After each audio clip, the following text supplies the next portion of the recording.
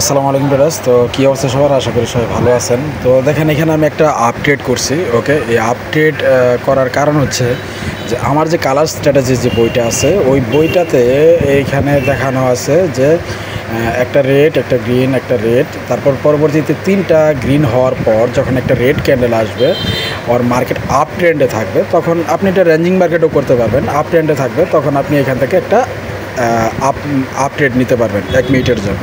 তো এখানে আমি একটা 1 মিনিটের একটা আপডেট নিয়েছিলাম, ওইটা আবার লাস্ট সেকেন্ডে নিয়েছিলাম যখন হয়েছে তখন দেখার পর। তো দেখেন এখানে 1 মিনিটের একটা পড়ছে, 2 মিনিটের একটা ট্রেড পড়ছে। তো ইনশাল্লাহ আমি আশা করি দুটোটা ট্রেডই আমার উইন হবে।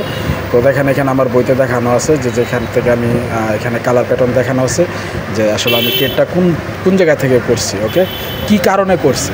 তো এইরকম টোটাল 12টা প্যাটার্ন আছে এখানে, কালার প্যাটার্ন, যেগুলা আপনার বাইনারি ট্রেডিংয়ে অনেক ভালো কাজ করে। এখান থেকে ভালো প্রফিট করা সম্ভব। ওকে, তো জাস্ট এইটুকুই, এটা আসলে ওইরকম কোনো কিছু না, কিন্তু হ্যাঁ অবশ্যই আপনার অনেক ভালো একটা প্র্যাকটিস করতে হবে। দেখেন এখানে আমি যে ট্রেডগুলো করছিলাম, ট্রেডগুলো আমার উইন হয়েছে, ঠিক আছে। 1 মিনিটের ট্রেডও করছিলাম, দেখেন 3টা ট্রেড করা হয়েছিল 12 মিনিটে, ঠিক আছে। তো লাস্ট ট্রেডটা যেটা ওইটা আমার 2 মিনিটের করছিল, আর আগের যে 2টা ট্রেড ওইটা 1 মিনিটের, মানে 30 সেকেন্ডের পড়ছিল। ট্রেডগুলো আমার উইন হয়েছে। ওকে, তো এটাই যে আসলে যারা বইটা নিছেন তারা বেশি করে প্র্যাকটিস করেন। প্র্যাকটিস যদি না করেন তাহলে আসলে বুঝবেন না, ঠিক আছে, যে আসলে কিভাবে কোথায় কি হচ্ছে না হচ্ছে।